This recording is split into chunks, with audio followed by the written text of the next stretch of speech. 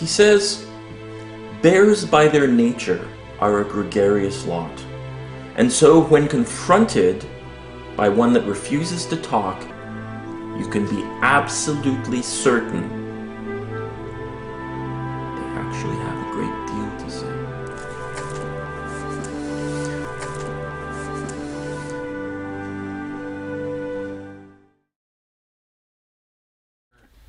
You're listening to 102.9, 104.5 FM. And tonight I'm going to be featuring a special show here, and it's going to include the music of Rob Thompson, the elusive disappearing man.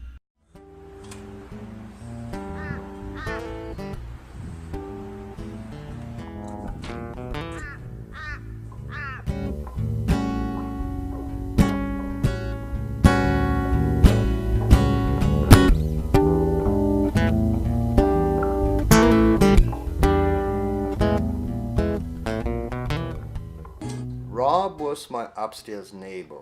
Very interesting character, very shy at first.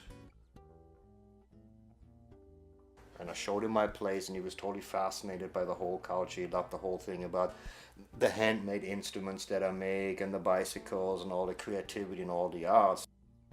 He said, every time you guys are jamming, I just want to come down and shoot videos. And that's the last conversation that I had with him. I didn't know much about him. He was just this guy who came to the door and paid his rent. And I didn't realize how creative he was until he disappeared.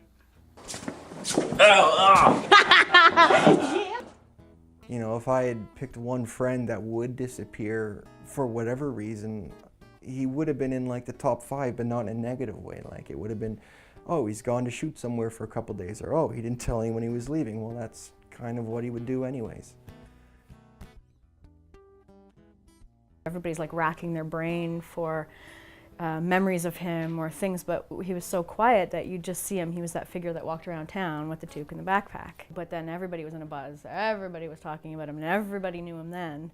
He might have decided to temporarily relocate himself to another dimension, another place on the planet, or God knows what.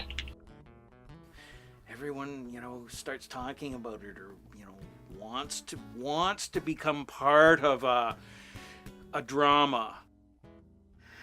Can't believe Rob didn't have a show. He would have been so perfect as a DJ. This is Rob Thompson, spinning the tunes.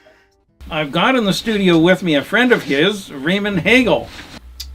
I came up here personally because like I said, I've known him for so long that I was hoping for some sort of closure to come here and see his last space, and also, with a vague hope of, I'll find him. You guys have looked, but I'll find him. Evidently, he had a map printed out of the local area where the police concentrated their search. I want to get a hold of that map, and I want to walk it myself.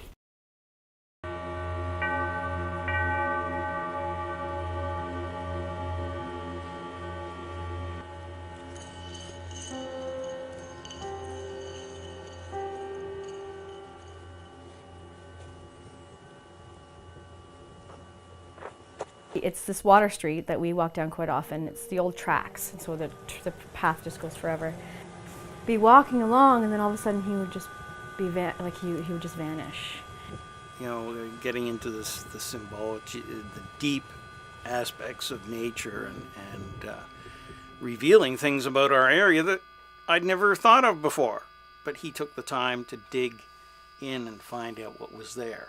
Like, how many times have you seen underwater and seen the little microscopic critters boogieing around?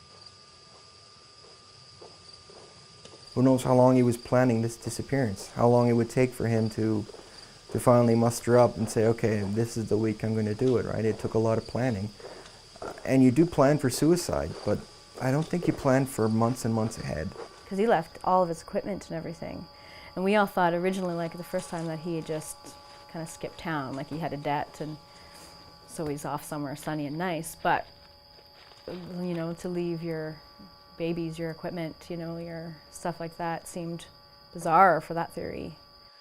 And at first I was kind of like, I didn't quite believe it. And it took me about a week or so sinking in. I'm going like, no, he's gone. Oh, Jesus, yeah. Yes, this is an emergency. Yeah, they just destroyed my iMac. I mean, a big lizard came out of it. It was 2 years old, but still.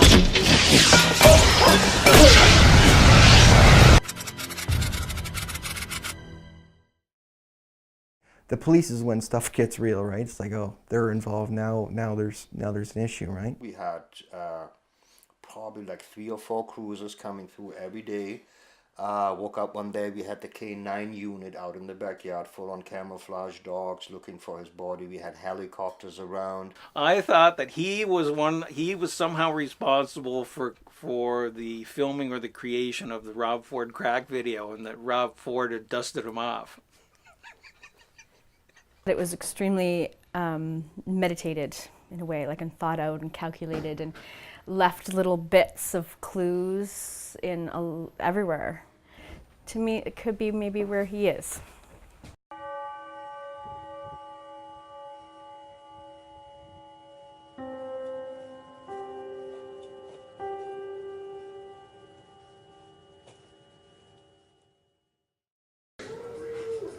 I'm not doing that. No, I'm not doing it. I'll be out of your hair. Get back to me on Monday. He left 1 or 2 notes for, you know, family and landlord, but there's a lot of close friends that he did have he left nothing for, and our last interactions with Rob weren't exactly what we wanted them to be. It does kind of make you question whether or not he considered you a real friend or not.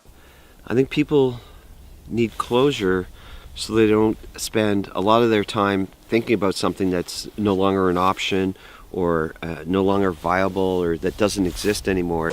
Once your image is captured, people ask you. Never let people take your image. If I saw Rob right now, I'd punch him in the face. I don't know. Wonder what was in his head and what he was thinking, and what he was feeling about it all. I'd probably laugh.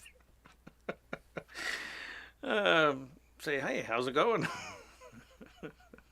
Grab him by the neck and throttle him and just be like, you stupid asshole. You clever little bugger.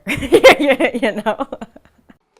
I mean, throttle him in a comedic way because it's so angering to know he would go and do that. But of course, I'd rather have him back than punch him in the face. So I might not punch him in the face, but I'd like to. Bastard.